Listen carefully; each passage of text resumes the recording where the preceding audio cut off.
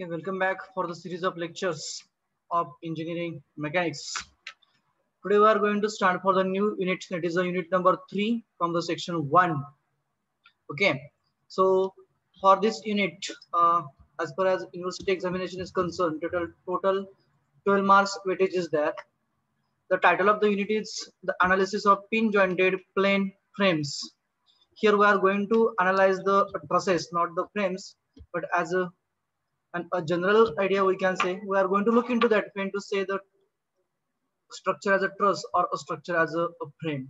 Okay, so analysis is nothing but here we are going to find out the forces and their nature in the various members, or we can say all the members of a pin jointed plane trusses. Okay, so we'll discuss now the syllabus one by one. So first bit is a 3.1, which includes the pin jointed statically determinate plane trusses, then perfect frames, assumptions in the analysis of the statically determinate trusses, then determination of nature and magnitude of a force in the members. So whatever the members are there in a truss, we are going to find out the nature of the force, that is either tensile or a compression. Then a simple trusses and a zero force members, that is a 3.1. 3.2 is the analysis of trusses by method of joints and method of sections along with the graphical methods. So graphical method is purely related to the part of experimentation only, and the method of joints and method of sections we are having in a syllabus for the theory part. Okay, this is about an syllabus of unit number 3, that is analysis of pin jointed plane frames and plane trusses. Okay, so firstly, before proceeding to the truss and the frames, we'll discuss the important concept, that is a two force member and a multi force member. Means whatever the structure or truss or frame will be there, how to decide that a structure is a truss or a frame. So for example, I would like to go for one of the structure herein. Suppose that we have a triangular structure which is having three members. Okay, actually the members are always straight, they are not bent, but here I was not able to draw them straight lines. Suppose that this is a structure which is having three members. Okay, it's one of the end is supported by a roller and another one is supported by a hinge. We'll assume that likewise. This is a triangular structure, we can say. Suppose that it ends as A, then B and a C, and the dimension is say 3 meters. Time being, I'm assuming that. Suppose that this is an equilateral triangular plate. It means that it's all the interior angles will have the magnitude of 60 degrees. So angles A, B, and C are a 60 degree I have considered over here. So if this is a structure, then yes, this is a truss or a frame. Suppose that it is loaded at a joint A, that to be by a point load of a magnitude say 20 kilo newton. 20 किलोन्यूटनचा load हा आपण point A ला म्हणजे joint ए ला लावलेला आहे. त्याला joint देतो. ए च्या ठिकाणी जॉइंट आहे, तो आपण पिन केलेला आहे. कशा कशाला केलेला आहे, तर मेंबर एसी, एसी हा एक मेंबर आहे आणि एबी हा दुसरा मेंबर आहे, आणि ह्या दोन्ही मेंबर्सना आपण पॉइंट ए ला जॉइंट दिलेला आहे, तो आपला पिन जॉइंट आहे. Similarly, joint C, which joins the member AC and BC, and then lastly the member the joint B, which joins the member AB and the member BC, we can say. हे तीन member आहेत, first, second and third. 3 members are there and they are pinned at the points A, B and C. या तीन पॉइंटला ते pin केलेले आहेत. C च्या ठिकाणी जो सपोर्ट आहे तो रोलर आहे, बी च्या ठिकाणी जो सपोर्ट आहे तो हिंज आहे, आणि लोडिंग जे केलेला आहे, जो फोर्स लावलेला आहे, तो फोर्स आपण ए च्या ठिकाणी लावलेला आहे. जर का हा फोर्स आपण ए च्या ठिकाणी लावला तर मेंबर एसी चं कॉम्प्रेशन होईल की टेन्शन होईल रे? The member AC due to the application of a load of 20 kilonewton at the point A will be under compression or a tension. What will happen about the member AC? Compression at tension? Compression. Compression. What about the AB? Compression. What about the BC? Tension येणार sir तिथं. Tension येणार. So this is our general idea की आपण फक्त अजून केलं की बाबा रे म्हणजे लोड वरून अप्लाय होतोय म्हणजे काय होणार, जॉईंट ए च्या ठिकाणी जर का आपण लोड लावला तर तो काय करणार, मेंबर एसी ला डाऊनवर्ड पुश करणार, खाली ढकलणार, आणि तो सी ला काय केला आपण पिन केलेला आहे, म्हणजे काय होणार, that member AC will be under compression, त्याला खाली प्रेस करणार, कॉम्प्रेस होणार. Similarly member A B will be under compression and B C will be in a tension. It is our assumptions by looking toward the diagram. Now here in this case, whatever the load is applied, that is at a point A, which is acting at a joint. हा कुठे act होतोय तर बरोबर joint ए च्या ठिकाणी act होतोय. म्हणजेच या ठिकाणचा जो आपण लोड अप्लाय केलेला आहे तो लोड हा बरोबर जॉईंट ए च्या ठिकाणी अप्लाय होतोय. म्हणजे काय, समजा हा आपला जो मेंबर आहे, suppose that I am considering the member A B as a vertical, timing I am assuming that this is our member say A and B. हा मेंबर ए बी आहे, इथं आपण त्याला हिंज केलेला आहे, बी च्या एंडला हिंज केलेला आहे, आणि ए च्या ठिकाणी आपण त्याला फोर्स लावलेला आहे. We have applied a force at other end, that is A. Suppose that a load is a 10 kilonewton. आपण 10 किलोन्यूटनचा फोर्स याच्यावरती लावलेला आहे. जर का आपण ए ह्या एंडला 10 किलोन्यूटनचा फोर्स लावला तर मेंबर ए बी हा अंडर कॉम्प्रेशन असेल की अंडर टेन्शन असेल रे? Compression. It will be under compression. So we would like to write as a C. C stands for compression and we used to make it as a round. म्हणजे काय, हा member A बी हा under compression आहे. जर का ए च्या ठिकाणी load apply केला, 10 किलो डाऊनवर्ड येतोय, परंतु मेंबरचं बेंडिंग होत नाहीये, बरोबर, तो काय बेंड होत नाही किंवा तो बकल होत नाहीये. मग जर का हा मेंबर बेंड होत नसेल किंवा रोटेट होत नसेल किंवा डाऊनवर्ड डिस्प्लेस होत नसेल, म्हणजे याचा अर्थ काय झाला, तर मेंबर ए बी हा कसा आहे आपला अंडर इक्विलिब्रियम कंडिशन आहे. म्हणजे याचा अर्थ काय झाला की हा मेंबर ए बी इक्विलिब्रियम मध्ये येण्यासाठी ह्या मेंबर ए बी ने जॉईंट ए च्या ठिकाणी त्या ऍक्टिव्ह फोर्स 10 किलो न्यूटनला रिएक्टिव्ह फोर्स लावलेला असणार आहे. बरोबर आहे का? बघा मी काय म्हणतो ते, ए च्या ठिकाणी ज्यावेळेस आपण 10 किलो न्यूटन एवढा लोड लावला त्यावेळेस मेंबर ए बी हा आपला आहे त्या इक्विलिब्रियम कंडिशन मध्ये राहिला. म्हणजे याचा अर्थ काय झाला, तर ए च्या ठिकाणी या मेंबर ए बी ने रिएक्टिव्ह फोर्स, म्हणजे त्याला आपण रिएक्शन म्हणतो, ती रिएक्शन दिली. मग त्या रिएक्टिव्ह फोर्सचं डिरेक्शन हे बी टू ए असेल की ए टू बी असेल रे? म्हणजे अपवर्ड असेल की डाऊनवर्ड असेल? Upward. Upward. It will be in vertically upward direction. This is nothing but the reactive force. आणि आपण त्याला लिहिताना कसं लिहितो, फोर्स एफ कुठं आहे, जॉईंट ए ला आहे, आणि हा मेंबर कुठं जोडला आहे, बी ला जोडलेला आहे, म्हणून आपण काय लिहितो, फोर्स ए बी असं लिहितो. एफ ए बी हा कुठून आला, this is a, F stands for force, A stands for the joint, म्हणजे पहिलं जे लेटर राहतं ते काय इंडिकेट करतं, तर कोणता जॉईंट आहे त्या जॉईंटच्या ठिकाणी येणाऱ्या रिएक्टिव्ह फोर्सचं नाव असतं ते ए. आणि बी म्हणजे काय असतं, तर त्या मेंबरचं दुसरं नाव किंवा दुसरं टोक जिथं जोडलेलं असतं ते नाव म्हणजे बी झालं, म्हणजे ए बी एवढं झालं. Okay, so F A B nothing but the force at A which is there in a member A B. मग आता मला सांगा, जर का ए बी हा फोर्स म्हणजे एफ ए बी हा फोर्स या मेंबर ए बी ला इक्विलिब्रियम मध्ये आणत असेल तर त्याचं मॅग्निट्यूड किती असेल रे? What will be magnitude of the FAB if it brings the, or if it maintains the member AB in equilibrium condition, then what could be the magnitude of FAB? 10 kilonewton. It will be a 10 kilonewton. बरोबर. आता हा 10 kilo कुठे आला, तर ज्या वेळेस या joint ए वरती 10 किलो न्यूटन हा एवढा फोर्स ऍक्ट झाला त्यावेळेस सुद्धा मेंबर ए बी हा इक्विलिब्रियम मध्ये होता. म्हणजेच याचा अर्थ काय झाला की ए च्या ठिकाणी व्हर्टिकली अपवर्ड डिरेक्शनला आपल्याकडे 10 किलो न्यूटन एवढा फोर्स असायला पाहिजे.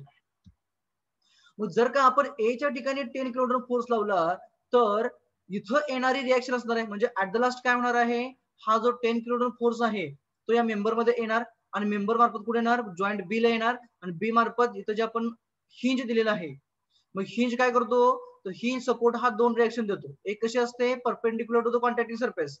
हा कॉन्टॅक्टिंग सरफेस हॉरिझॉन्टल आहे, म्हणजे इथली जी रिएक्शन असणार ती कशी असणार, बरोबर या कॉन्टॅक्टिंग सरफेसला परपेंडिक्युलर असणार. की तिचं डिरेक्शन असणार, त्याला मी रिॲक्शन आर असं म्हणतो. मग ह्या रिॲक्शन आर चं डिरेक्शन अपवर्ड असेल की डाऊनवर्ड असेल रे? रिॲक्शन आर चं डिरेक्शन अपवर्ड असेल की डाऊनवर्ड असेल?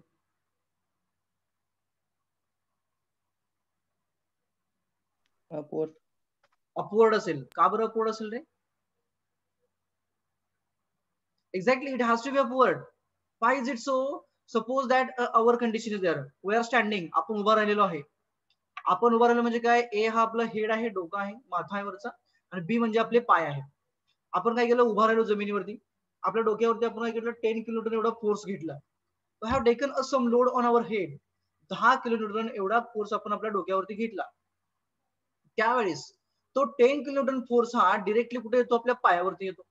परंतु पाय आपला जमिनीमध्ये गेलेला नाही, रुतलेला नाहीये. म्हणजे त्याचा अर्थ काय झाला? की जमिनीने तिथं पायाला रिॲक्शन दिली. मग त्या रिॲक्शनचं डिरेक्शन कसं असणार? एक्झॅक्टली अप्लाय होणाऱ्या लोडच्या अपोजिट असणार. बरोबर? मग मला सांगा, इथं जो लोड अप्लाय होणार कुठं? एंड बी च्या ठिकाणी, मेंबर ए बी मधला, त्याचं डिरेक्शन कसं असेल रे? मग बी च्या ठिकाणी ऍक्ट होणारा फोर्स मेंबर ए बी मधला, त्याचं डायरेक्शन कसं असेल? Downward. Downward. Downward. Has to be a downward. मग याचं नाव काय असेल आता?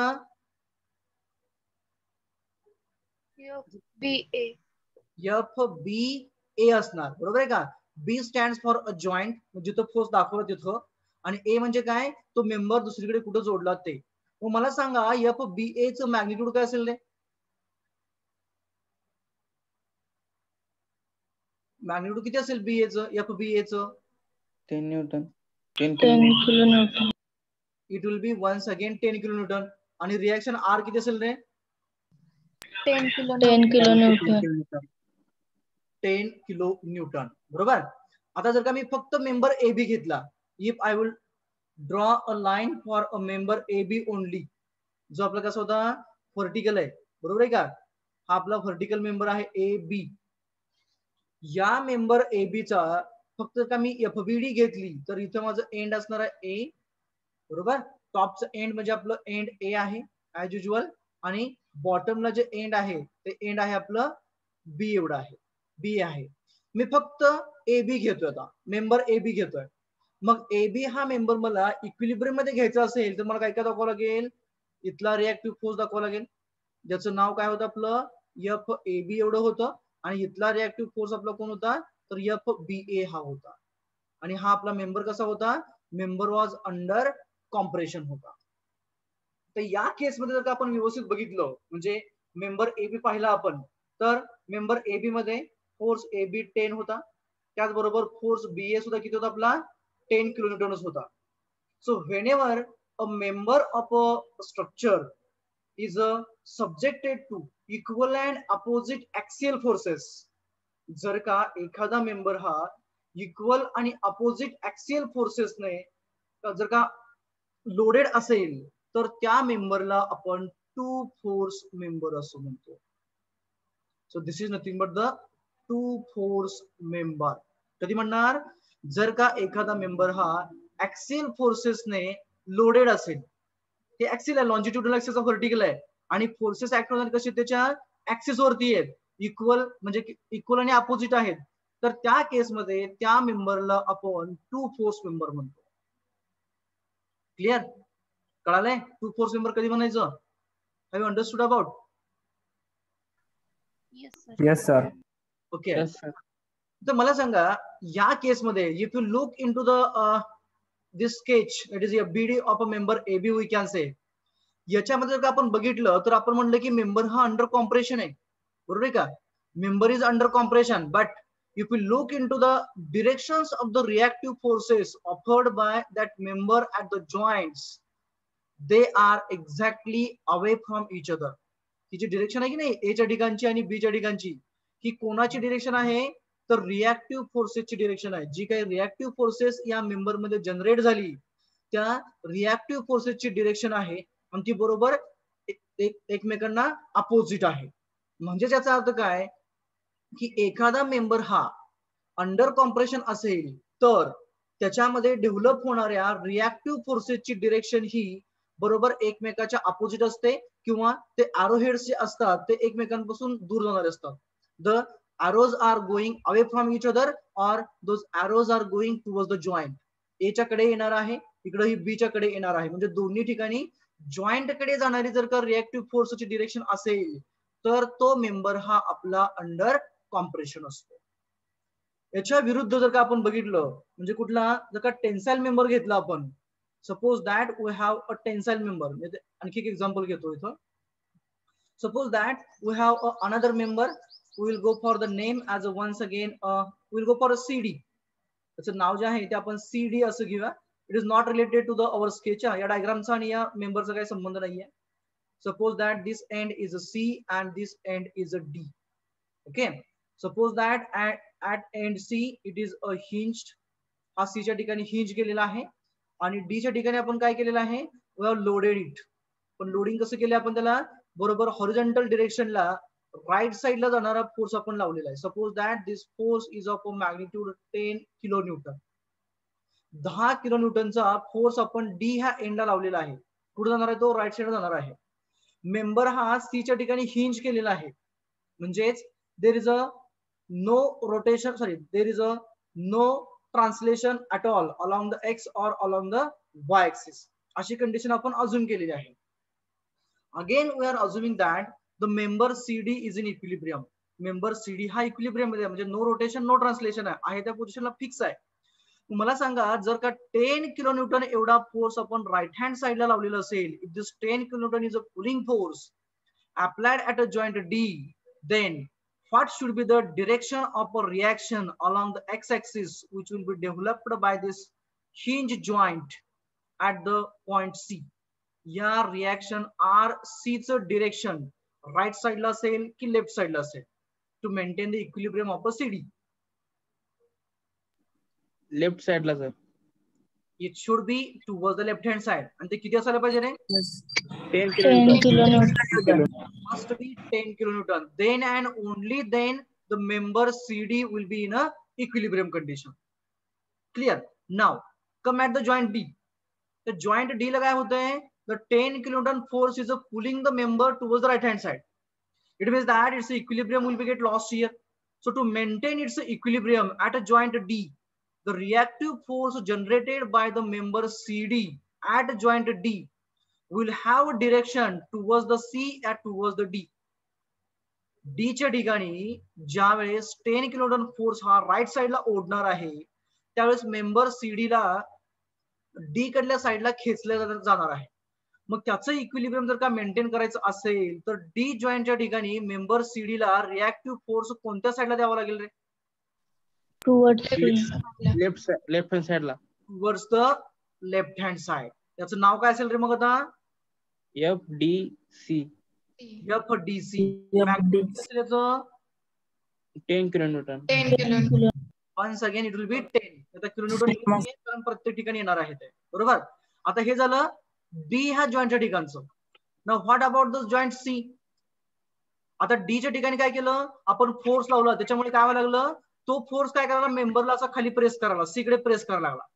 म्हणजे त्याचा अर्थ काय होईल, आता या जॉईंटच्या ठिकाणी रिएक्टिव्ह फोर्स यायला पाहिजे आहे आणि त्याचं डायरेक्शन कसं असायला पाहिजे आहे, तर कंपल्सरी त्याचं जे डिरेक्शन असणार आहे ते बरोबर towards the right hand side असायला पाहिजे आहे. आणि त्याचं मॅग्निट्यूड किती असायला पाहिजे रे? 10 kilonewton. That must be 10 kilonewton. आणि त्याचं नाव काय असेल? FCD.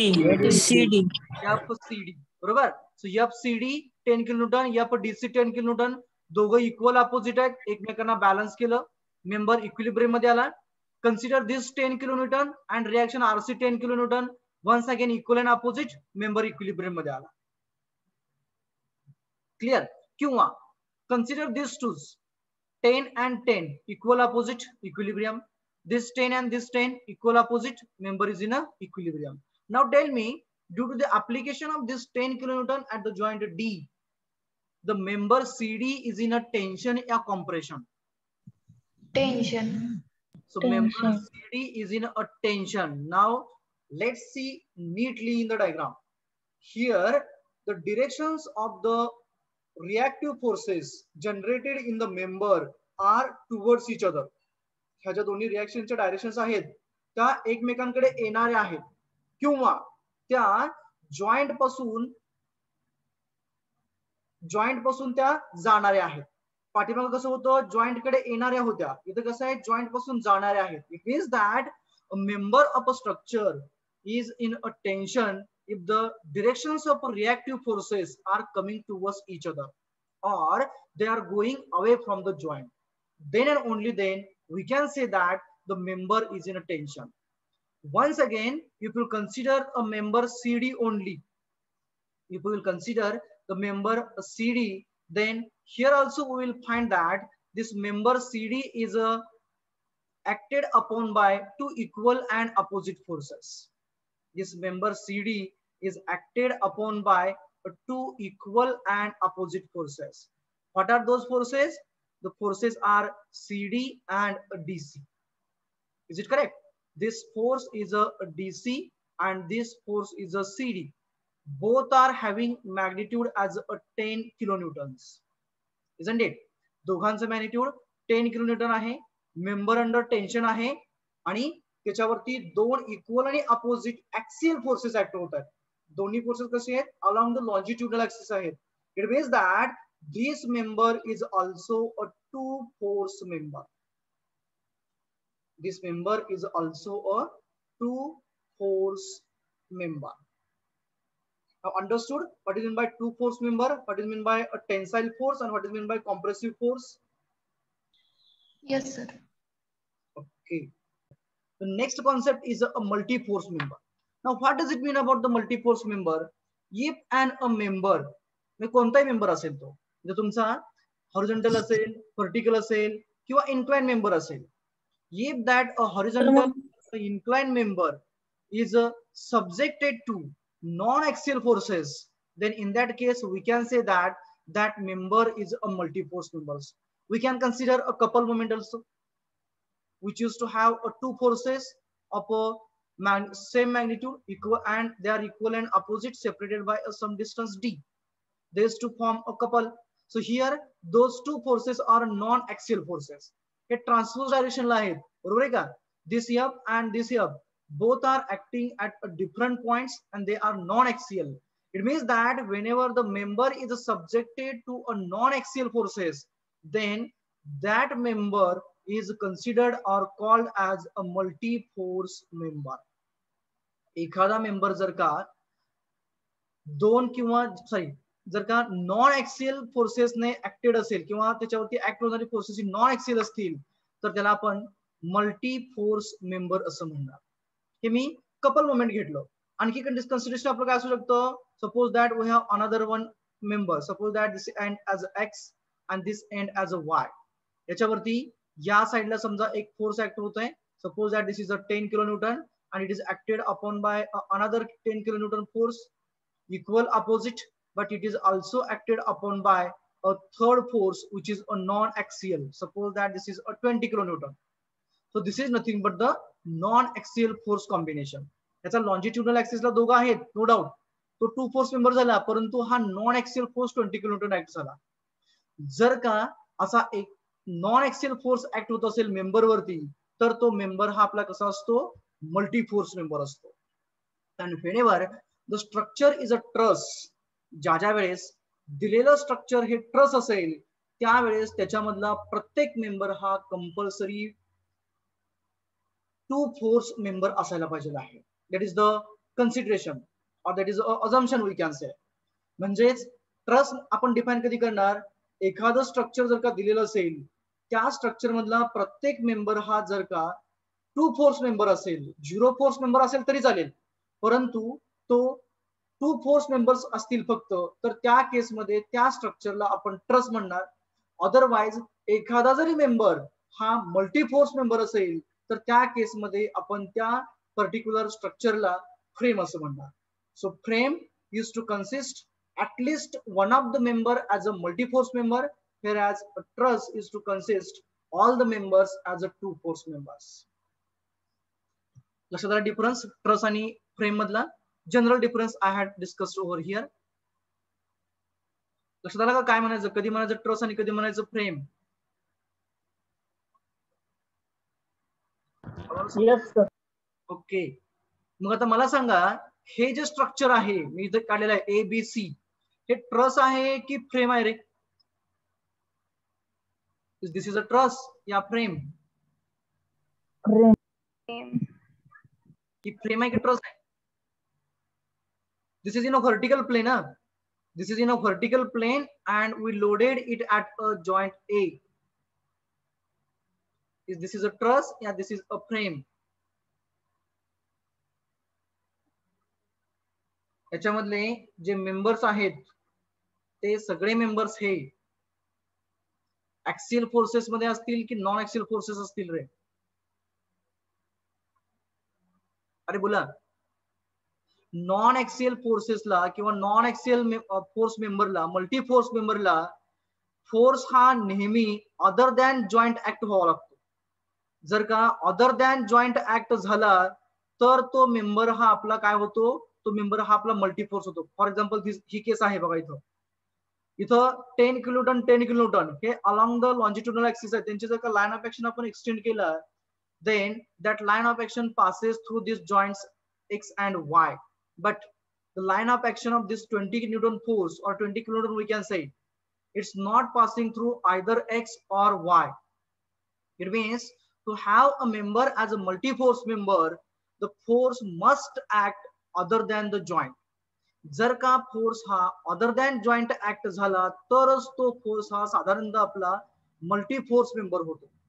जर का जॉईंटच्या ठिकाणी फोर्सेस ऍक्ट झाली तर तो मेंबर हा आपला टू फोर्स मेंबर असू शकतो. मला सांगा, या केसमध्ये related to the whatever the discussion we had, as per that is this is a multi force member या two force member system? System multi force, Two force. member. it is a purely two force member system. It means that this is a example of Truss. truss. This is an example of a truss. So मला फ्रेमचे एखादं example सांगा बरं. Tell me an example of a frame. This is a truss. Then what is the example of a frame?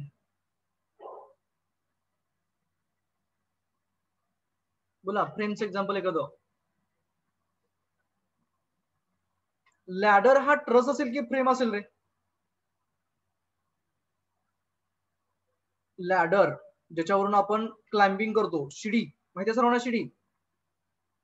Yes, sir. Yes, sir. Suppose that this is a ladder and it is supported at the ground. ही जमिनीवरती अशी आपण काय केलेली आहे? Support केलेली आहे. And you are standing somewhere else here.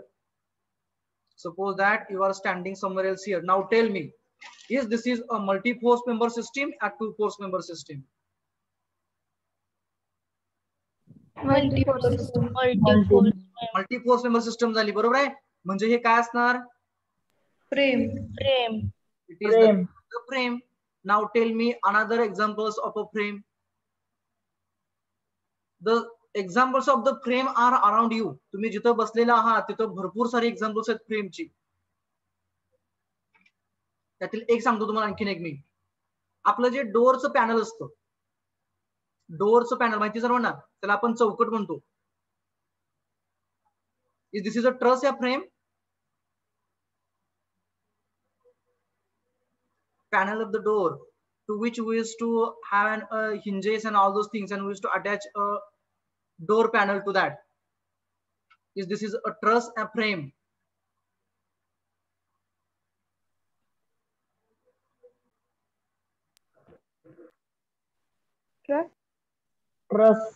Truss या frame? Truss. I would like to draw one of the side of that panel. Suppose that this is one of the panel. एका साइडचा तो आपला panel असं consider करा. मी याचा बरोबर आतील बाजूनी फ्रंट व्ह्यू घेतो याचा. आपण इथे कुठेतरी त्याला हिंजेस लावले असतात, बरोबर आहे का? आपले हिंजेस असतात अशा, लॅचेस आपण म्हणतो त्याला, बरोबर आहे का? इथं आपण दरवाजा जोडतो त्याला. Suppose that this is another one. Here we used to attach it to the lower beam, बरोबर आहे का? हॉरिझॉन्टल बीम असतो, हिंज असते किंवा बऱ्याच वेळा फिक्स्ड सपोर्ट असतो. इथे आपला हिंज किंवा फिक्स्ड सपोर्ट असतो, वरच्या बाजूला लोडिंग असतं.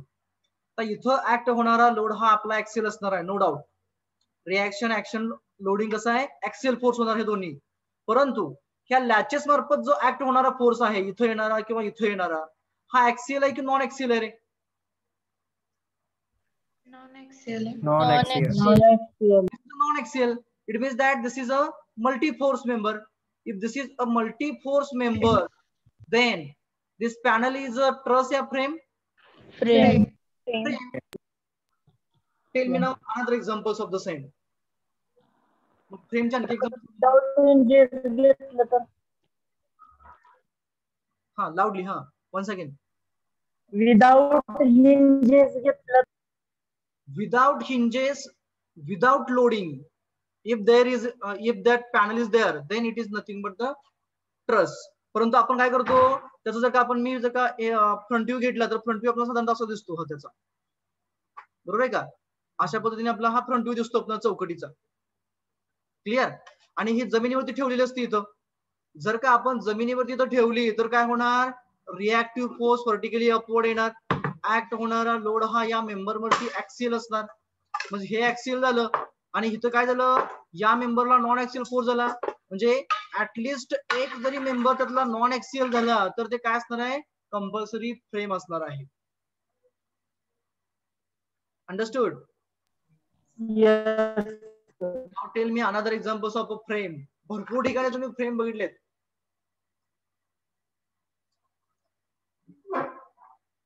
सांगू का मी आणखीन एक?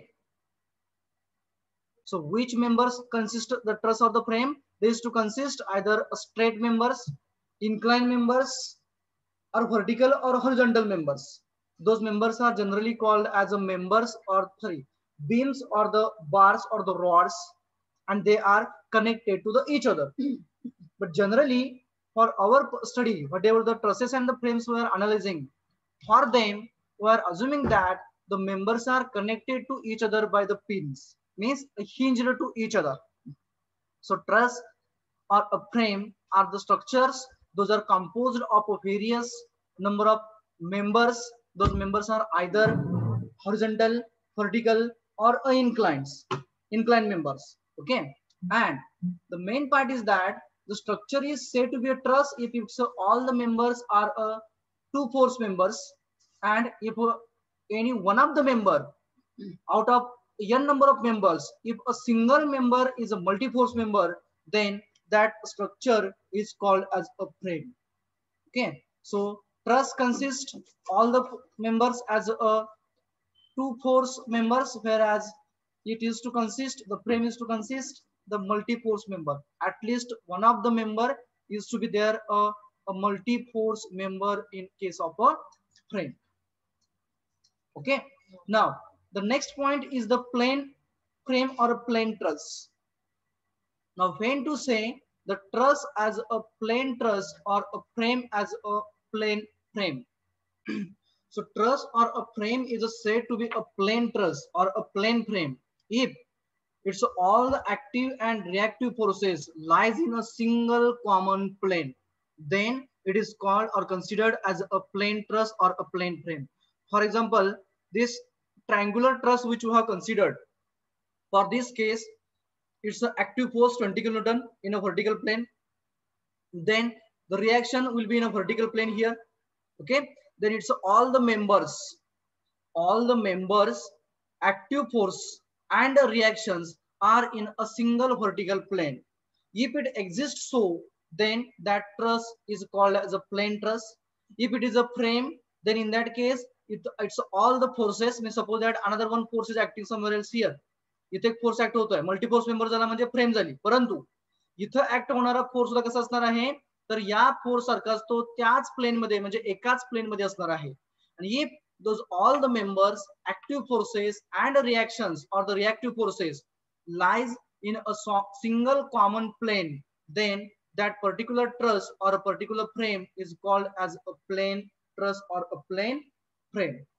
On the other hand, if active force or a reactive force or it's one of the member lies in a different plane, then in that case it is considered as a space truss or a space frame. Space truss किंवा space frame कधी म्हणणार आपण, जर का त्याचा एखादा जरी member किंवा एखादी जर का रिॲक्शन असेल, ती रिॲक्शन किंवा ऍक्ट होणारा फोर्स जर का वेगळ्या प्लेन मध्ये असेल तर त्या केसमध्ये त्याला आपण स्पेस ट्रस किंवा स्पेस फ्रेम असं म्हणणार. फॉर एक्झाम्पल जे ट्रायपॉड स्टँड असतं, that tripod stand is an ideal example of a space frame. असं असतं ट्रायपॉड स्टँड, त्याचे तिन्ही लेग जे असतात ते बरोबर असे बाहेरच्या बाजूला एक्सटेंडेड असतात and it means that they are in a vertical plane and this is in a horizontal plane. So this is nothing but the example of a space truss or a space frame we can say. जर का loading आपण फक्त joint ला केलं तर ही truss असेल. If we did the loading other than the joint, then it will be the frame. So understood about the space truss and the plane truss. This is a general types of the trusses we can say, plane and a space. Now the next part which we are going to start, that is nothing but the classification of the trusses or the classification of the frames we can say. So or the types we can say. So types I would like to go for. So they are broadly classified. The trusses and the frames are broadly classified into two categories. The first one is the perfect and the second one is imperfect. मग एखाद्या स्ट्रक्चरला किंवा एखाद्या ट्रसला perfect कधी म्हणायचं आणि एखाद्या ट्रसला imperfect कधी म्हणायचं. This is a perfect type here and this is a imperfect. So when to say the structure that is a truss or a frame is a perfect or it is a imperfect. So how it is decided? For deciding that structure as a perfect or imperfect, there are some criteria. So criteria in the sense what? If we look into this triangular truss which I had drawn at the beginning only, इथे जे आपण triangular truss आपण draw केलेले आहे हे ideal example आहे कुणाचं, perfect ट्रसचं. This is nothing but the ideal example of a perfect truss. So perfect truss or imperfect truss म्हणजे काय, तर ज्या वेळेस आपण त्या ट्रसला किंवा त्या फ्रेमला लोडिंग करणार, means whenever we are going to apply the load over it, then in that case if it doesn't deform, जर का लोडिंग केलं आणि त्याचं डिफॉर्मेशन होत नसेल or it doesn't undergo the appreciable deformation in its size and shape, loading केल्यानंतर ना त्या ट्रसचं किंवा फ्रेमचं जो काही साईज आणि शेप आहे तो जर का जास्त बदलत नसेल, चेंज होत नसेल, तर त्याला आपण परफेक्ट ट्रस किंवा परफेक्ट फ्रेम असं म्हणणार. If there is no appreciable deformation of that particular structure, that is a truss or a frame, then this is considered as an a perfect truss or a perfect frame. मग loading केल्यानंतर ना जर का त्या स्ट्रक्चरचं deformation होत नसेल, म्हणजे breakdown होत नाही. डिफॉर्मेशन म्हणजे काय, ब्रेकडाऊन होत नाही, कुठलाही मेंबर बेंड होत नाही, काय होत नाही, बकल होत नाही, कायच होत नाही. जर का अशी कंडिशन असेल तर याचाच अर्थ काय होतो, तर त्याच्यामध्ये जे काही नंबर ऑफ मेंबर्स आहेत, whatever the number of members are there, आता इथे किती 3 आहेत, ए बी बी सी आणि ए सी, 3 मेंबरची सिस्टीम आहे. त्या मेंबरची जी संख्या असते, whatever the number of members are there, those number of members are just sufficient to bear the load or to maintain its size and shape under the loading condition. It means that the perfect trusses used to consist of just a sufficient number of members in it, such that it doesn't undergo any sort of a deformation under the loading. म्हणजेच त्या truss मध्ये किंवा frame मध्ये जी मेंबरची संख्या असते, member A B B C C D जसे काय असणार, ते जोडलेले एकमेकांना जे मेंबर आहेत त्यांची संख्या ही सफिशियंट असते. कशासाठी सफिशियंट असते, तर जो काही लोड आपण त्याच्यावरती अप्लाय करणार आहे तो लोड ते सहजरित्या बिअर करू शकतील, सहन करू शकतील विदाउट एनी डिफॉर्मेशन. त्या केसमध्ये त्या ट्रसला किंवा त्या फ्रेमला आपण हे परफेक्ट ट्रस असं म्हणतो. On other hand if it undergoes the deformation, आता अंडरगोज डिफॉर्मेशन म्हणणार नाही मी, परंतु काय म्हणणार, जर का त्या ट्रस मध्ये किंवा फ्रेम मध्ये जी मेंबरची संख्या आहे, if that number of members contained in the structure, that is a truss or a frame, either less or more म्हणजे कमी किंवा जास्त आहेत, कशापेक्षा, रिक्वायर्ड नंबर ऑफ मेंबर पेक्षा, म्हणजे पाहिजे होते आपल्याला 3च मेंबर परंतु 2च मेंबर आहेत तर ते इम्परफेक्ट झालं. पाहिजे होते 3च मेंबर सफिशियंट होते परंतु आपण एक ऍडिशनल लावला 4 मेंबर झाले तरी सुद्धा ती आपली इम्परफेक्ट ट्रस्ट झाली किंवा इम्परफेक्ट फ्रेम झाली. It means that the whenever that structure is containing either less or more number of members than the required number of members, then that particular structure is considered or called as an imperfect structure. ही झाली आपली sufficient condition झाली. परंतु जे दुसरी condition आहे necessary condition जी आहे ती necessary condition काय तर मॅथमॅटिकल कंडिशन आहे. ती काय सांगते की जे काही नंबर ऑफ मेंबर्स असतील, आता नंबर ऑफ मेंबर्सला आपण एम ने डिनोट करतो. So M denotes the number of members and small j denotes the number of joints. म्हणजे काय M denotes number of members. आता या केस मध्ये M म्हणजे मेंबर्स किती आणि कोण कोण आहेत रे या ट्रस्ट मध्ये. नंबर ऑफ मेंबर्स M कोण कोणते आणि किती आहेत टोटल? 3 आहेत. कोण कोणते तरी तिघ होते. Which are those 3 members? A, B, B, C. A, B, B, C and A, C. बरोबर आहे. हे 3 मेंबर आहेत. So M is a 3 here. J stands for the joints. So how many joints are there for this particular structure? किती joint आहेत रे? 4 आहेत की 5 आहेत? 3 आहेत. एक्झॅक्टली 3 जॉइंट आहेत. सांगा बरं कोण कोणते 3 जॉइंट आहेत ते?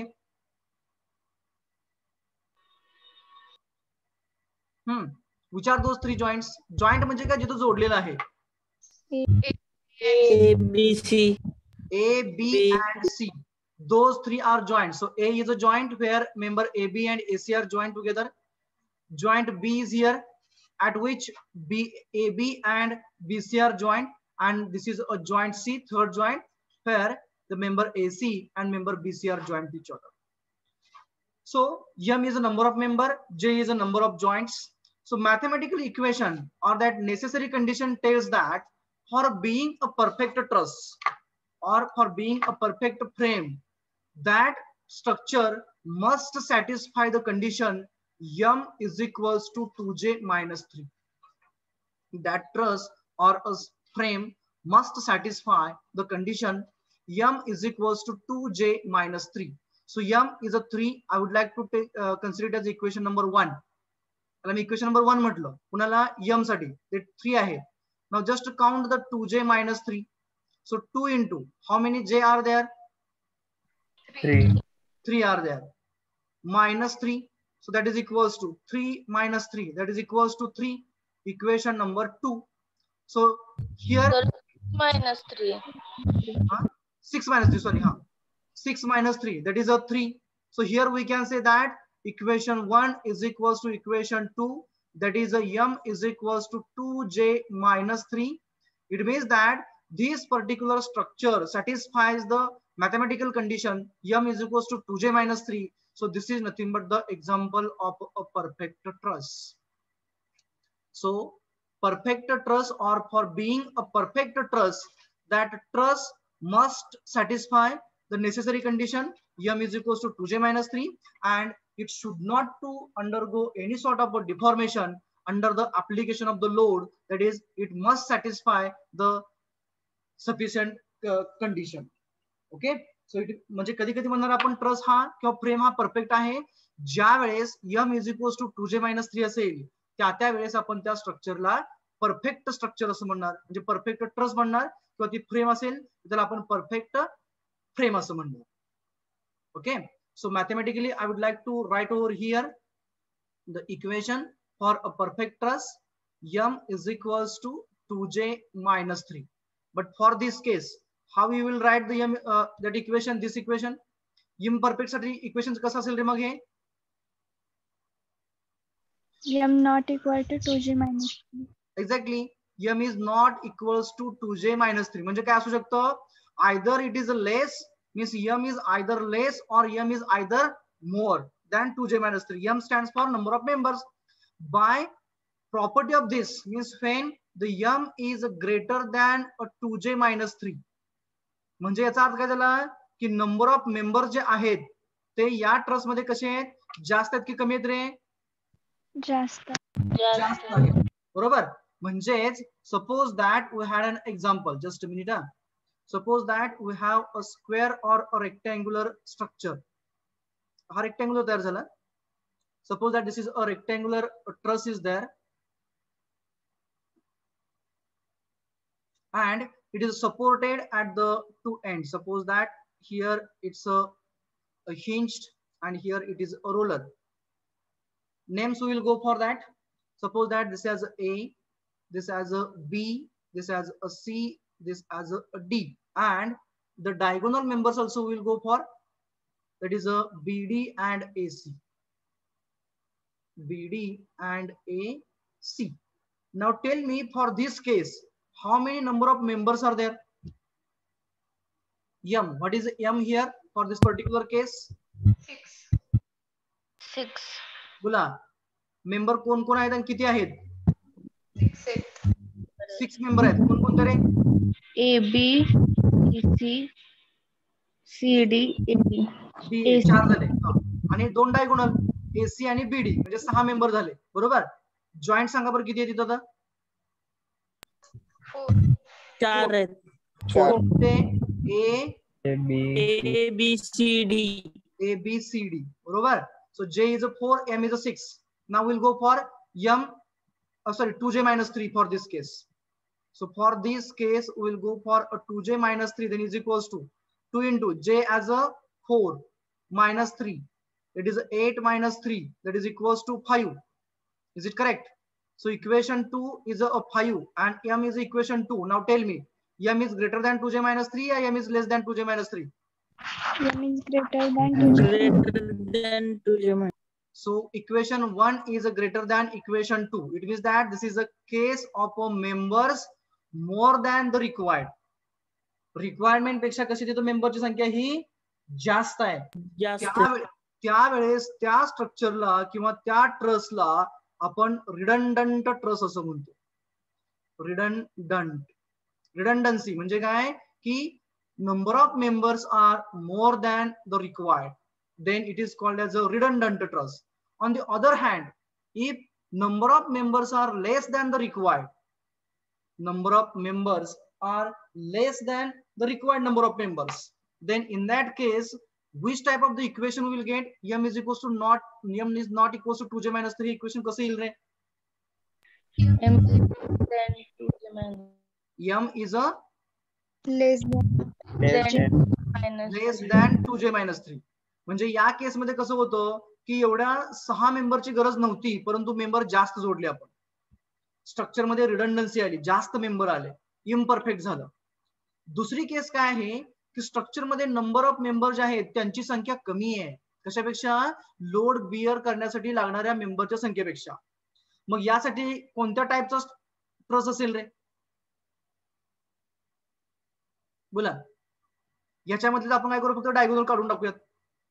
Consider this as an example of a truss.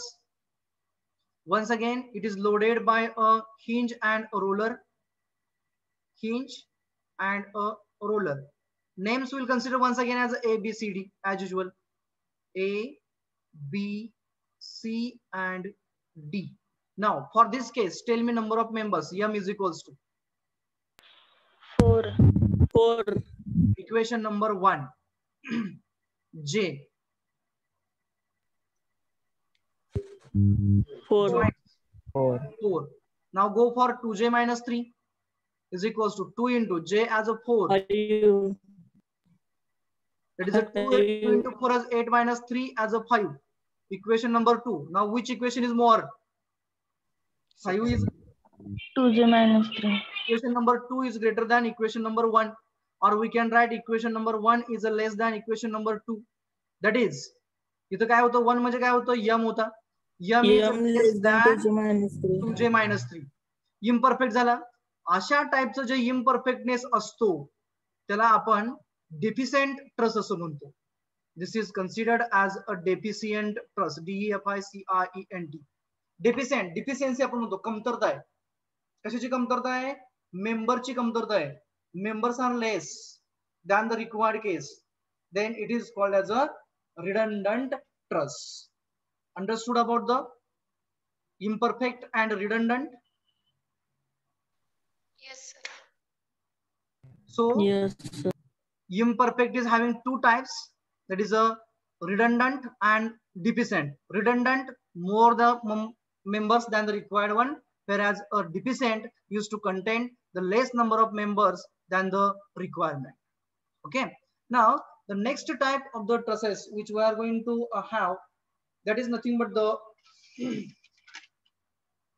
statically determinate truss or statically determinate frame. So when to say the truss is a statically determinate? Statically determinate. Determinant म्हणजे काय असतं रे? Determinant. What is it determinant? Might be you have studied in the maths. Determinant.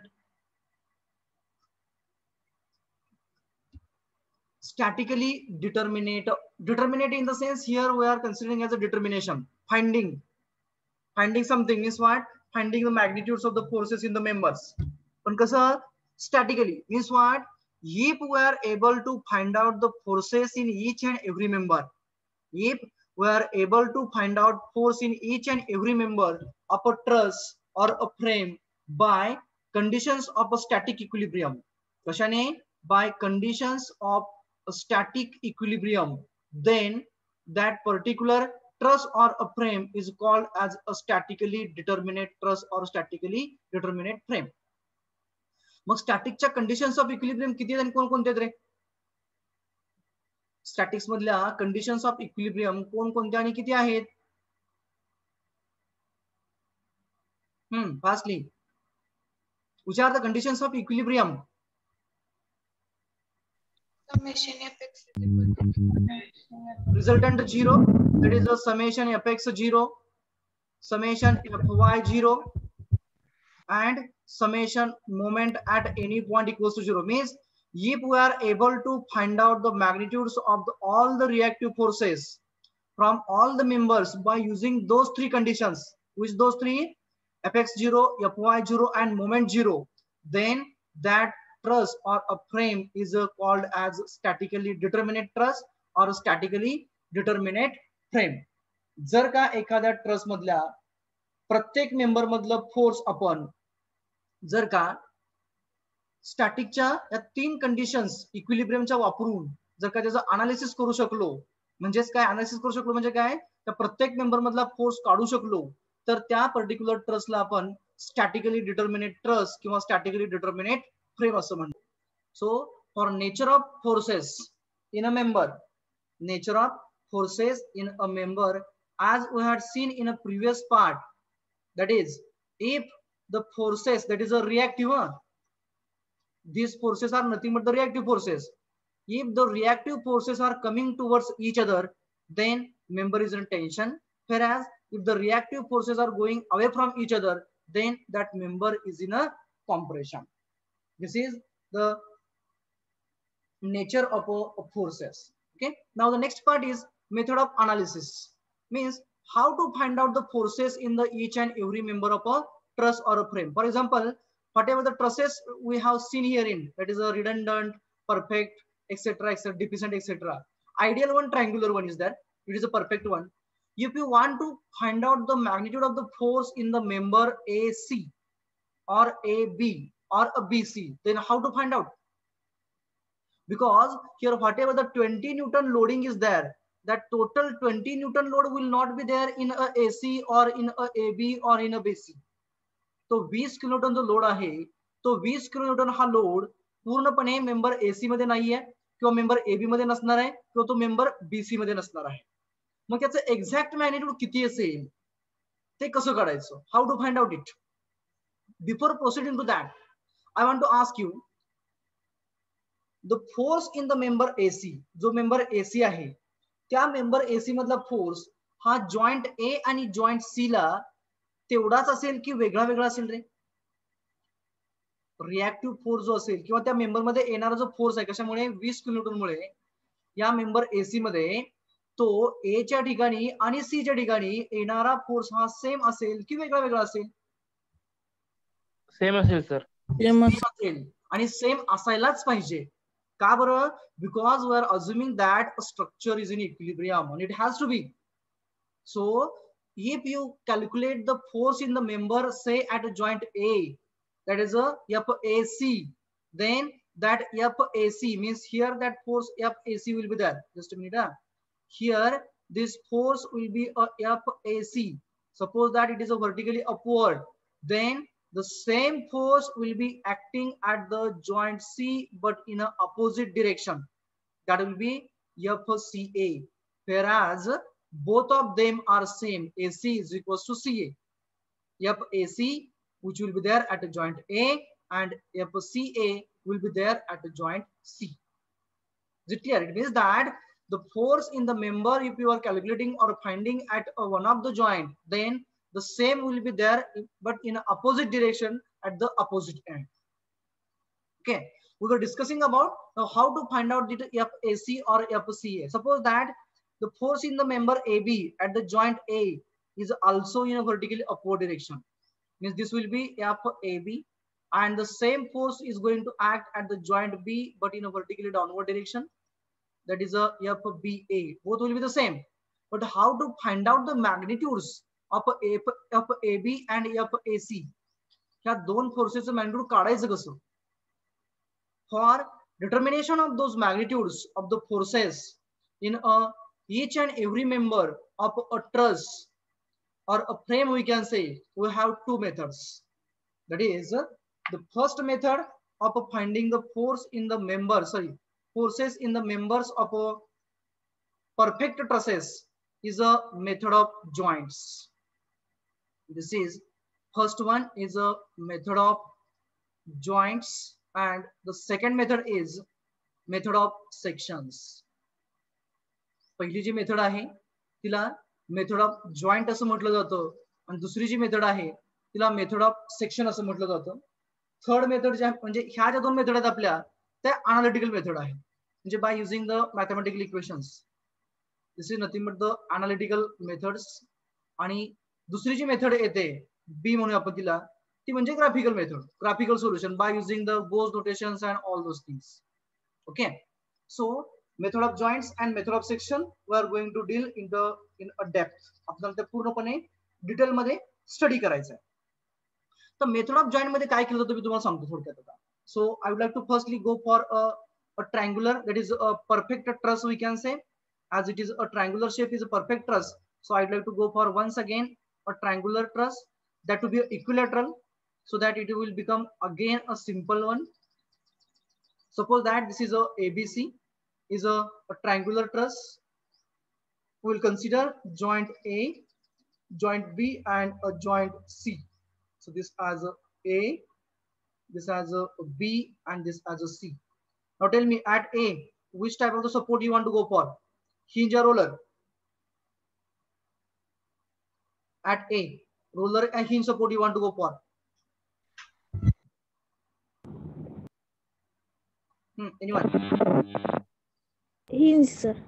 Hinge. Okay, so we'll go for a hinge support at A and a roller support at a B. As this is a equilateral triangular truss, आपण analysis कोणाच करतोय? ट्रसचं करतोय. So it's all angles will be of the same magnitude, and that magnitude will be how many degrees? 60. How many degrees? 60 degrees. 60 degrees. 60. So we'll consider it as a 60. Now tell me how much magnitude of a AB you want to consider? AB हा किती metre घेतो सांगा? 5. 5 meters. So consider AB as a 5 meter. So what will be the length of the AC and AB? 5. It should be 5. 5. Equilateral. Equilateral triangle आहे. So loading is at a joint C. How many newtons, kilonewtons? 10. Newton या kilonewton? Kilonewton. Kilonewtons. Okay, so we'll consider this is a triangular truss and it is loaded by 10 kilonewton force. Firstly, we have to check it is this truss is a perfect or not. So how to check it is a perfect or not? M is equal M is equals to 2j minus 3 equation satisfy होतोय की नाहीये. So for this case, M is equals to how many members are there? 3. Members are there. Three. AC, DC and AC. Equation number 1. Then J is equals to 3. 3. 4 या 5. 3. Joints किती आहेत? 4 की 5? 3. 3. Okay. So now we have to check 2j minus 3. So 2 into 3 minus 3, which is equals to 3. 3. 2 into 3 as a 6, 6 minus 3 as a 3. Double bracket झाला का इथं? Manicure bracket टाकतो. Okay. So 2 into 3 as a 6, 6 minus 3 as a 3. Equation number 2. So as equation number 1 is equals to equation number 2, that is M is equals to 2j minus 3, means the truss is a perfect truss. Okay. After that म्हणजे आपल्याला हे कळालं की बाबा रे truss ही perfect आहे. तर next proceeding करण्या अगोदर त्याला आपल्याला काही अझम्पशन्स आहेत. Those assumptions we will see firstly and then will start for our first method, that is a method of joints. So assumptions काय काय सांगतात आपली, तर दिलेला जो ट्रस आहे under the given loading condition it is a perfect truss. Under given loading conditions or given under the given number of members and joints and supports, the truss is a perfect truss, means it satisfies the equation 2j minus 3. Second assumption is that whatever the joints are there, that is A, B, C here, those joints are pin jointed. The joints आहेत ते कसे आहेत? Pin joint म्हणजे hinged आहेत. Next assumption जे आहे ते काय सांगतो, तर लोडिंग जे आहे ते लोडिंग हे पॉइंटला आहे, जॉइंटला आहे. जे लोडिंग होतं किंवा जे सपोर्ट्स आहेत, all the supports and all the active loads are acting at a joints only. कुठेही जॉइंट व्यतिरिक्त म्हणजे मेंबर वरती कुठेही फोर्स ऍक्ट होत नाहीये. जर का मेंबर वरती फोर्स ऍक्ट झाला तर काय होईल रे? फ्रेम होईल. What will happen if the force is going to act on the member? Non axial forces. Non axial force member होईल आणि ते काय होईल? फ्रेम होईल. म्हणजे ट्रस साठी आपण अझम्पशन काय करणार की कंपल्सरी लोडिंग जे असणार आहे that loading is at the joints only. Supports are there, those are only at the joints. आपलं नेक्स्ट अझम्पशन झालं. After that the next assumption is that whatever the members are there, either AB or BC or AC, those members are having uniform cross section. त्यांचा जो cross sectional area जो असणार आहे, कुठेतरी आपण cut केला तर त्यांचा क्रॉस सेक्शनल एरिया हा प्रत्येक पॉइंटला सेम असायला पाहिजे आहे. युनिफॉर्म साइज सेट किंवा युनिफॉर्म क्रॉस सेक्शन असणार आहे. अँड सेल्फ वेट जे असणार आहे त्यांचं, कुणाचं? प्रत्येक मेंबरचं, ABACचं, that self weight is a negligible or we are not going to consider that self weight in the analysis. जे काही अनालिसिस आपण करणार आहे त्या अनालिसिस मध्ये त्या प्रत्येक मेंबरचं जे काही सेल्फ वेट असणार आहे, that self weight we are not going to consider in the analysis. Okay, so पहिला काय अजून केलं आपण? Truss is a perfect truss. म्हणजेच काय? It is satisfying M is equals to 2j minus 3. Load acts only at the joints. म्हणजे support आणि loading जे असणार आहे ते कसं असणार आहे? फक्त जॉइंटला असणार आहे. प्रत्येक मेंबर हा रिजिड असणार आहे.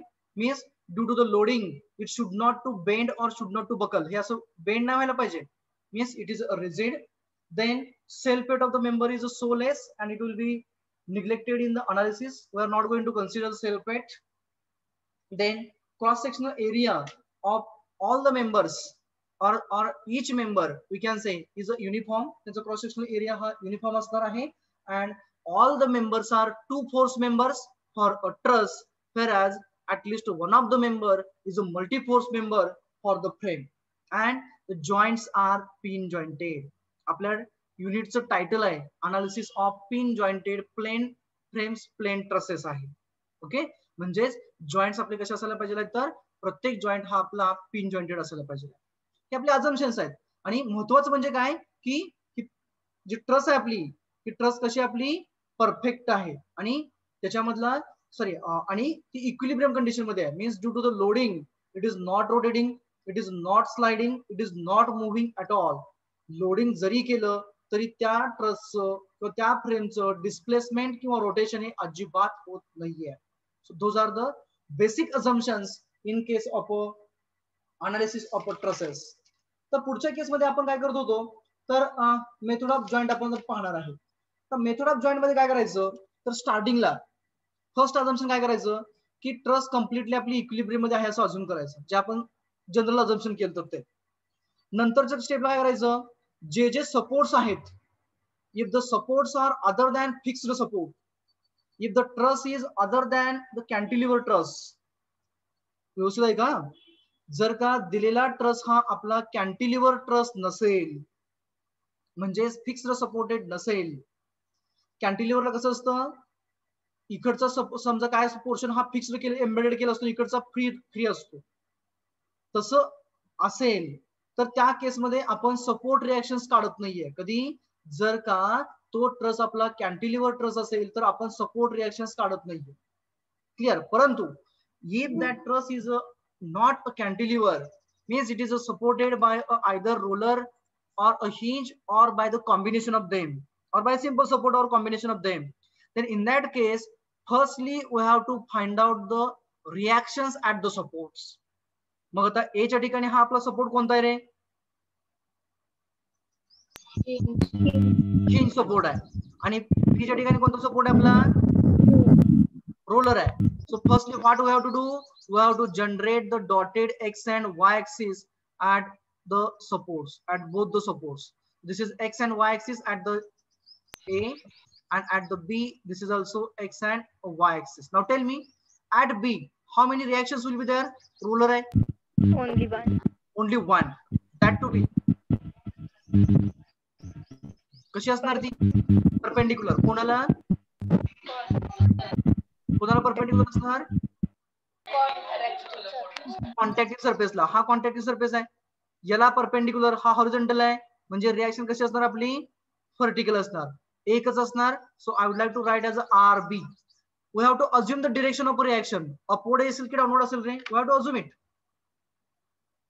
If our assumption goes wrong, the answer will be the negative and nothing else than that. Upward असेल की downward असेल मग इथं, Upward. upward. So we'll assume that RB is a upward. Okay. Now we did for a B. For A, how many reactions will be there? Two reactions. Two reactions. One will be along the x-axis, that is along the plane of contact we can say, and another will be perpendicular to the plane of contact. म्हणजे एक असणार y-axis ला, दुसरी असणार x-axis ला. Suppose that the along the y is RAY. Direction बोला, upward or downward? Downward. Reaction RAY हा load खाली येतो डाऊनवर्ड, बरोबर आहे का. लोड खाली येतोय म्हणजे रिएक्शन कशा पाहिजे साधारणतः आपल्या अपवर्ड. जरी तुम्ही डाऊनवर्ड केलं अजून तरी काही चुकणार नाहीये, ओनली Direction आन्सर. वेगळी. हा okay, direction we are going to change, no doubt, no problem. Yes. And along the x axis there will be the RAX. What about the RAX direction? right side ला घ्यायचं की left side ला घ्यायचं रे, Right side. Right side ला. Right side ला घेऊया. RAX 0 असतं नाही, कारण फोर्स आपला व्हर्टिकल आहे, म्हणजे ते कुठलाही force truss completely along the x axis displace करणार नाहीये. RAX 0 असेल, त्याच्यामुळे आपण डिरेक्शन राईट ला घ्या किंवा लेफ्ट ला घ्या, काय फरक पडणार नाहीये. Okay. So firstly what we did in method of joint, we had firstly shown the number of reactions at the supports, and now we have to find out those reactions firstly. मग कशा काढणार त्या, by assuming truss in a equilibrium and applying conditions of equilibrium. So applying conditions of equilibrium, conditions of equilibrium. कोण कोणते तरी conditions of equilibrium? Summation Fy is equal to 0. Summation Fx equal to 0. Summation Fy 0, summation Fx 0. हे कसली system आहे, concurrent आहे की non concurrent आहे? Non concurrent. Non concurrent म्हणजे आणखी काय येणार, summation moment equals to 0 येणार. So we have to find out the reactions. Okay, so which condition will be required to apply firstly?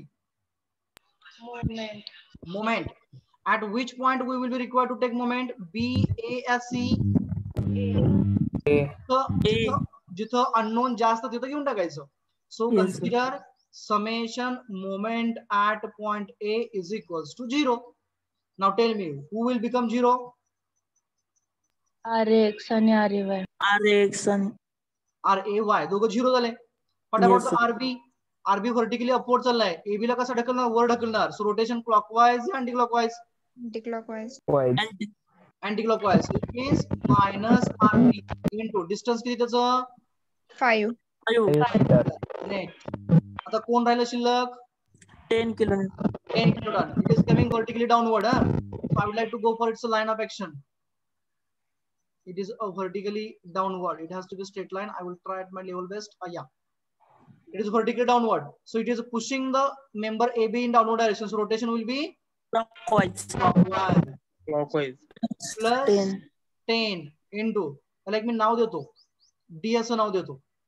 जर का मी D असं नाव दिलं याला तर CD हा परपेंडिक्युलर असेल का रे AB ला? Yes, sir. Yes, sir.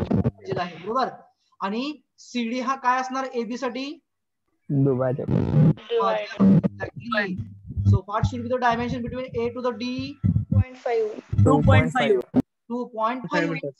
So now what about the distance? कुठून ते कुठपर्यंत असेल distance? A ते D के B ते D? A ते A to D. A to the D. That is a 2.5 is equals to 0. That is minus RB into 5 plus 22.5 ना कि 20.5? हाँ 20.5 की 22.5? 10 into 2.5 किती येतं? 25. 25, sir. 25, sir. किती येतं? 25, sir. Exactly. So it is a 25 is equals to 0. That is minus RB into 5 is equals to minus 25. Minus minus plus. Yes. So RB equals to 5 kilo Newton. Newton. Answer positive आहे म्हणजे direction कशी आहे? Correct. Correct. Correct आहे. Correct. RB मिळाला ना आता पुढे काय करायचं? RAY काढायचं आहे. सो फॉर RAY काय करावं लागेल? Summation Summation of y is equal to 0. By the way RAY किती यायला पाहिजे रे? 5. 5 यायला पाहिजे कारण नोड हा कुठे आहे? बरोबर सेंटरला आहे. म्हणजे काय होणार? It will be gate divided into 2 parts. म्हणजे 10 चा 5 इकडे येणार आणि 5 इकडे येणार. We will see that. Now tell me forces for summation FY. minus 10 Minus RA. minus 10 हाँ 10 RB plus RAY plus RY. is equals to 0. is equal to दोन 0. Quantity put up करा. minus 10 Plus 5. Plus 5 plus RAY is equals to 0. Plus 10 minus 5 किती येतं? Sorry minus 10 plus 5. minus 5. Minus 5 plus RAY is equals to 0. So RAY is RAY equal to 5. 5. इथं minus असेल इथं minus असेल बरोबर आहे का? Minus minus Yes. So RAY plus 5 plus आला म्हणजेच आन्सर आपलं सॉरी डायरेक्शन कशी आहे? बरोबर. आता कोण राहिला? RAX राहिला. Apply summation FX is equals to 0. कोण आहे का दुसरा RAX साठी? फोर्स आहे का कुठला एक्स ऍक्सिसला? नाहीये. So RAX is directly 0. कोणाला काय डाऊट आहे का? No, sir. No, sir. नाहीये. ओके. आता पुढे जाऊन आता आपल्याला पुढची गोष्ट बघायची आहे ती म्हणजे कुठली method of joint we have to apply. तर मेथड ऑफ जॉईंट आहे म्हणजे जॉईंट आपण कन्सिडर करणार. जर का जॉईंट कन्सिडर केला तर तिथली फोर्स सिस्टम कशी तयार होते रे? If you consider the joint, then which type of a force system is to get developed at the joint or at the point? Concurrent. Concurrent. अगदी बरोबर. मग जर का कॉन्करंट फोर्स सिस्टम असेल तर कंडिशन्स ऑफ इक्विलिब्रियम कोणकोणत्या आणि किती असतात रे? Summation FY0 and summation FX0. Just a minute. I am writing over here concurrent force system. Conditions of equilibrium. हा बोला कोणकोणत्या? Summation FY equal to 0 आणि summation FX equal to 0. म्हणजेच कॉन्करंट फोर्स सिस्टम साठी आपण मोमेंट अप्लाय करू शकत नाही. नाही. मग आपल्याकडे इक्वेशन्स किती जनरेट होतील रे? How many maximum number of equations will be get generated over here? Number of equations किती जनरेट होतील? 2. 2 sorry 2. इक्वेशन्स किती जनरेट होतील? 2 होतील, बरोबर, 2 होतील.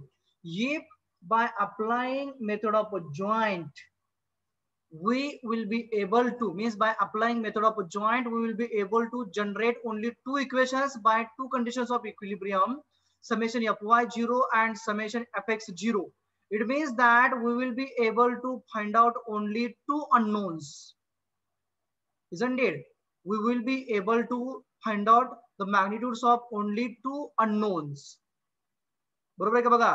कारण आपल्याकडे इक्वेशन किती जनरेट होतात? फक्त 2च होतात. म्हणजे याचा अर्थ काय झाला? आपण जास्तीत जास्त 2 अननोन पॅरामीटर्स किंवा 2 अननोन व्हॅल्यूज फाइंड आउट करू शकणार. बरोबर आहे का? Is it correct? Yes, sir. Yes. Yes. If this is correct, then the next assumption goes that regarding the selection of a joint. आता पुढचं assumption काय सांगतं की मेथड ऑफ जॉईंट अप्लाय करत असताना स्टार्टिंगला असा जॉईंट कन्सिडर करायचा किंवा अशा जॉईंटचं एफबीडी घ्यायचं, फ्री बॉडी डायग्राम घ्यायचं की त्या जॉईंटच्या ठिकाणी जास्तीत जास्त 2च अननोन व्हॅल्यू असतील किंवा ज्या फोर्सेसचं मॅग्निट्यूड आपल्याला काढायचं आहे, ज्या मेंबर मधल्या फोर्सचं मॅग्निट्यूड आपल्याला काढायचं आहे, असे नंबर ऑफ मेंबर्स हे कंपल्सरी जास्तीत जास्त 2च असतील. मग मला सांगा इथं जॉईंट सी च्या ठिकाणी किती अननोन आहेत रे? अननोन म्हणजे काय? किती मेंबर जोडलेत पहिले मला सांगा. 2 जोडलेत. कोणकोणते 2 मेंबर आहेत रे? ए आणि बी. सी आणि बी. मेंबर सांगा, मेंबर, जॉईंट सांगू नका मला. मेंबर कोणते कोणते जोडलेत सी ला? डी आणि डी बी. कोणकोणते? AC आणि BC. एसी आणि बीसी. बरोबर आहे का? म्हणजे जर का आपण हा जॉईंट अनालिसिसला घेतला तर आपल्याला 10 किलोमीटर हा नोन आहे. अनालिसिसला घेतो म्हणजे काय करतो आपण? याला कट करतो असं, हा, आणि असा कट करून घेतो. कट केल्यावर काय असणार? याच्या आतमधला पोर्शन हा पूर्णपणे आपला कंटिन्युअस असणार, बाकीचा पोर्शन डॉटेड असणार. क्लिअर? म्हणजे अननोन फोर्स कुठला कुठला असणार? या मेंबर एसी मधला असणार आणि मेंबर बीसी मधला असणार. म्हणजे किती अननोन झाले? 2 झाले. म्हणजे आपण जॉईंट ए घेऊ शकतो. बरोबर? पुढे समजा आता समजा आपण जॉईंट बी ला गेलो तर जॉईंट बी च्या ठिकाणी किती मेंबर जोडले? 2 आहेत. बीए आणि बीसी आहेत. म्हणजे अननोन फोर्स किती मेंबर मधले असणार? दोघांमधलेच असणार की नाहीये? बीसी आणि बीए मधलं. Means we will be able to find out the unknown forces by considering joint B also. What about the joint A? किती अननोन आहेत इथं? 2च आहेत. अगदी बरोबर. कोण कोणते रे? AC आणि बी. Force in a member AC and force in a member AB, because RAY and RX we have calculated already. आपण ते दोघं ऑलरेडी काढून घेतलेले आहेत. म्हणजे या केस मध्ये कोणता जरी जॉईंट घेतला तरी चालणार आहे. Clear? So firstly we have to select that joint at which maximum number of unknowns will be 2. मग कोणता घ्यायचा सांगायला? आपण कोणताही घेऊ शकतो इथं. Which one you want to go for? A, B या C? C. Okay. So we have to write down here as a consider a joint C. त्याला राउंड करायचं. केला? पहिला काय करायचं? Firstly, we have to generate dotted x-axis, dotted y-axis. काय करायचं? पहिला dotted x-axis, dotted y-axis generate करायचे. After that, we have to show the various forces. पहिला कोण आहे? 10 किलोन्यूटन आहे, ऍक्टिव्ह फोर्स आहे. बरोबर आहे का? त्याला मी आहे असं घेतो इथं. हा 10 किलोन्यूटन ऍक्टिव्ह फोर्स आहे. नंतर काय करायचं? ते मेंबर कोणत्या क्वाड्रंट मध्ये बघायचं. इथंही जनरेट करा वाटल्यास. पण मला सांगा हा मेंबर कोणत्या क्वाड्रंट मध्ये आहे? एसी हा थर्ड क्वाड्रंट मध्ये. मी त्या एसी ची लाईन काढून घेतली. पुढचा मेंबर बीसी कोणत्या क्वाड्रंट मध्ये आहे? फोर्थ क्वाड्रंट मध्ये काढून घेतला त्याला. तर दोघं इन्क्लाइन झाले एक्स ऍक्सिस ला. काय अँगल आहे हा? हा अँगल किती आहे? हा किती होता? 60 होता की नाहीये? हा सर 60 म्हणजे हा किती असेल? 60 असणार. हा सुद्धा 60 असणार. So this is a 60 degree. This is also a 60 degree. 60 degree. इथं पण काल काय केलं मी? I have just considered the FBD of a joint C. I have generated firstly dotted x-axis, dotted y-axis, and I have shown the active force 10 kilonewton and just the lines of actions of those two members, that is AC and BC. तर पुढचा part जो आहे तो महत्वाचा राहतो. तो म्हणजे कोणता? आपण जरी जॉईंट कन्सिडर केला तरी काय अजून करायचं, that joint is in equilibrium. म्हणजे 10 किलोन्यूटन हा फोर्स ज्यावेळेस खाली येतोय त्यावेळेस मेंबर AC आणि मेंबर BC हे दोघं मिळून त्या 10 किलोन्यूटन फोर्सला बॅलन्स करतात. इक्विलिब्रियम मध्ये आहे जॉईंट म्हणजेच काय, that 10 kilonewton force is getting balanced by this member which is nothing but the member AC and another member, this member, that is a member BC. बरोबर. मग जर का 10 किलोन्यूटन फोर्स डाऊनवर्ड येत असेल आणि जॉईंट इक्विलिब्रियम मध्ये राहत असेल तर रिएक्टिव्ह फोर्सची डायरेक्शन या मेंबर मधलं अपवर्ड असेल की डाऊनवर्ड असेल रे? अपवर्ड. अपवर्ड. हे आपलं अझम्पशन आहे. जरी डायरेक्शन चुकलं तरी काय फरक पडत नाही, आपण हे बघितलेलं आहे. Okay. Similarly for this member साधारणतः अपवर्ड असेल की डाऊनवर्ड असेल रे याचं? Upward. So we'll assume that the directions of the reactive forces in those two members are particularly upward. याचं नाव काय असेल या फोर्सचं?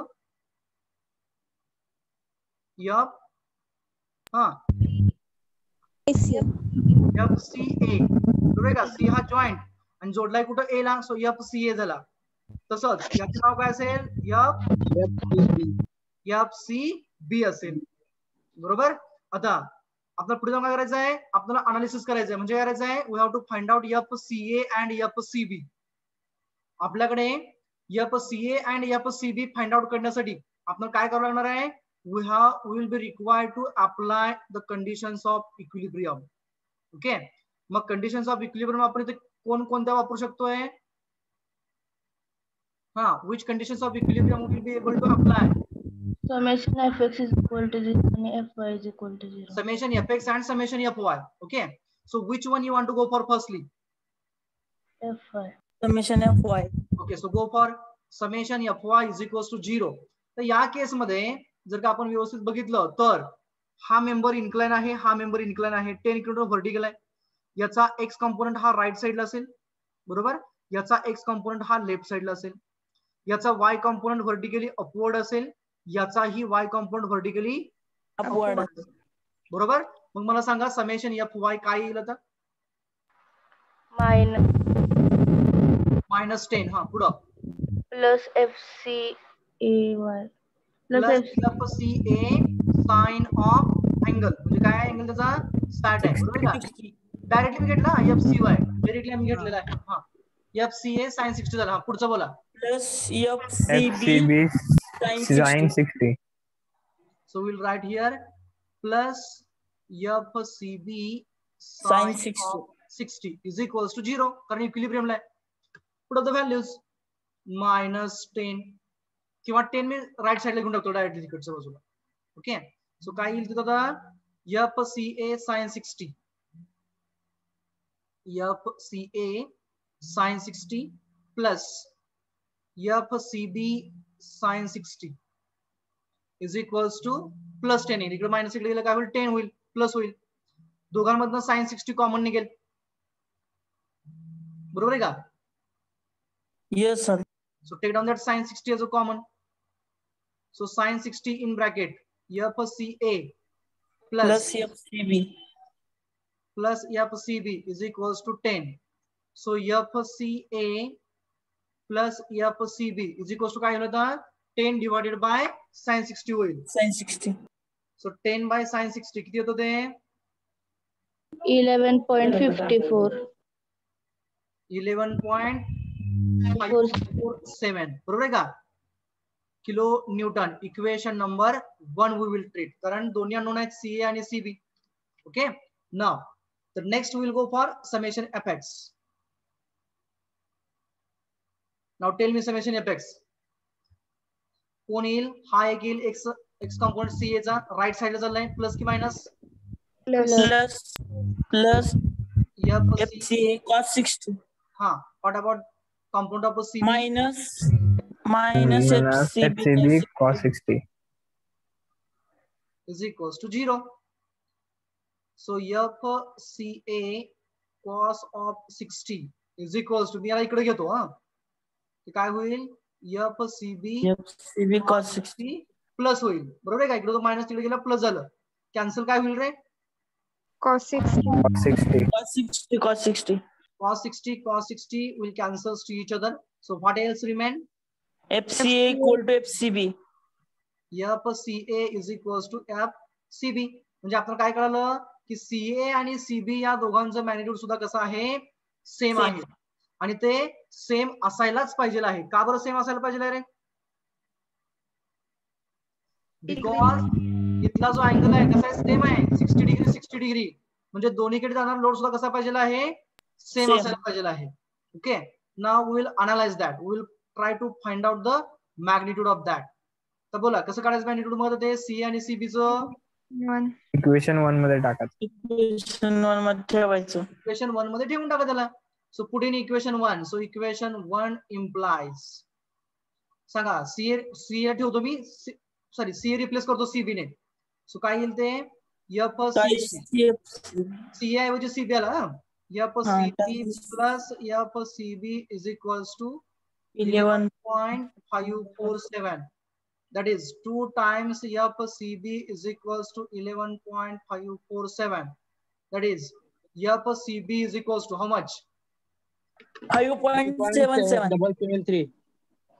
5.773. 5.773. 773, which is equals to FCA. तर या केस मध्ये आपला आन्सर पॉझिटिव्ह आलाय की निगेटिव्ह आलाय?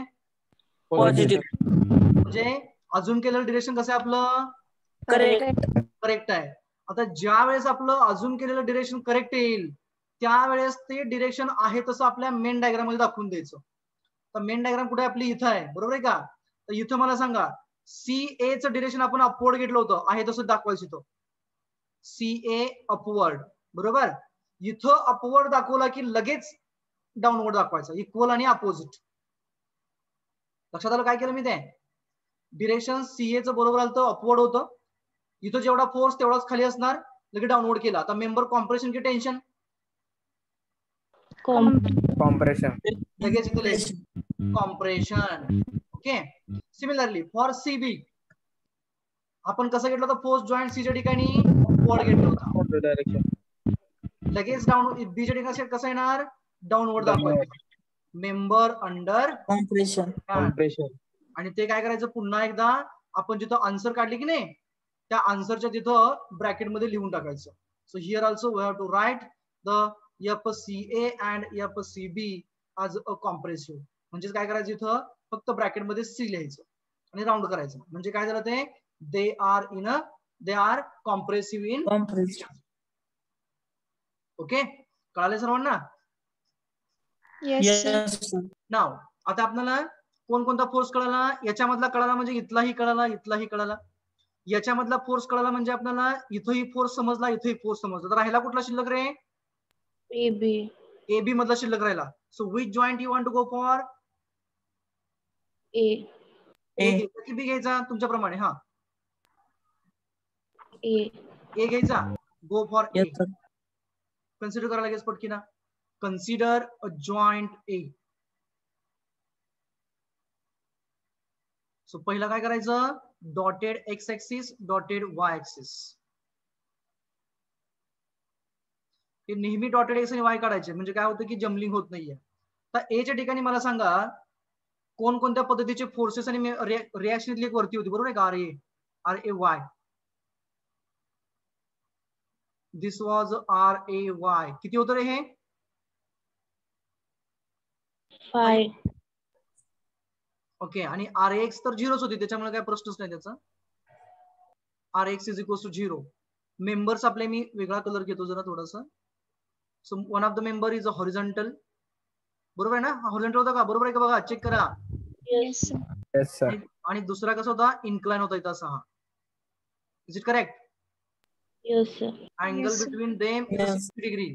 60 We are knowing force in this member coming vertically downward. Okay, jointचं नाव A असं होतं, बरोबर आहे का? या फोर्सचं नाव काय असेल आता? FAC असेल का? ए च्या ठिकाणी आहे, Yes, sir. आहे सी ला जोडला Yes. आणि त्याचं मॅग्निट्यूड किती आहे? 11.547 किलो न्यूटन आहे, बरोबर. तर राहिला कुठला फोर्स या मेंबर मधला, याचं नाव काय असेल? FAB असेल, बरोबर आहे. So now tell me direction of force in the FAB. Right side, left side? Left side. Left side. Can we go for left side? We'll go for left side. Okay.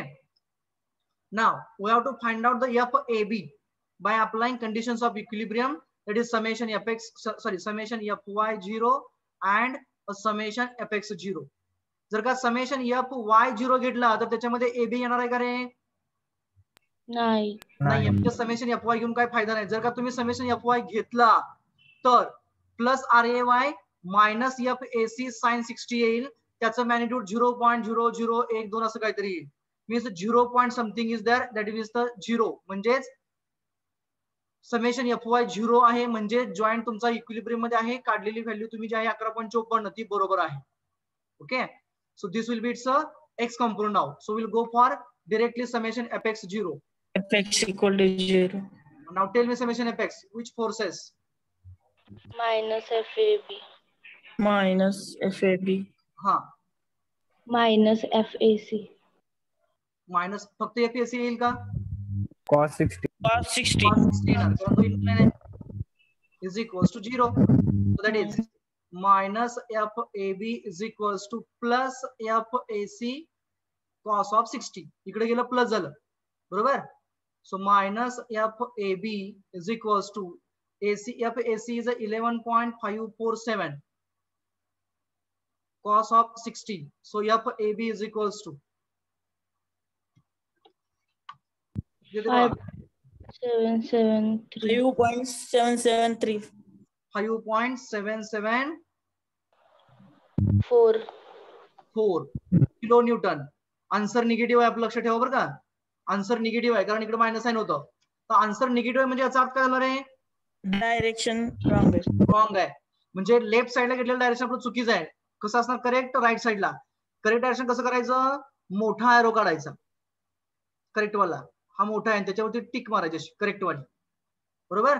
आणि पुढे लगेच खाली लिहायचं येतो FAB is equals two plus 5.774 kilo Newton. आता हा member under compression येईल की अंडर टेन्शन येईल रे? Under tension. अंडर टेन्शन येणार. ब्रॅकेट मध्ये लगेच लिहून टाकायचं टेन्शन. आणि करेक्ट आलेली जी डायरेक्शन आपली ती लगेच वरती आपल्या मेन डायग्राम मध्ये ट्रान्सफर करायची. तर मेन डायग्राम कुठे आहे बघा, आपलं करेक्ट कुठे आहे? ए पासून राईट साइडला जाणार आहे. So come to the joint A. इथं जॉइंट ए च्या ठिकाणी त्याचं डायरेक्शन करेक्ट कुठं असणार? इकडे जाणार असणार. लगेच त्याचं इक्वल आणि अपोजिट म्हणजे इकडे येणार.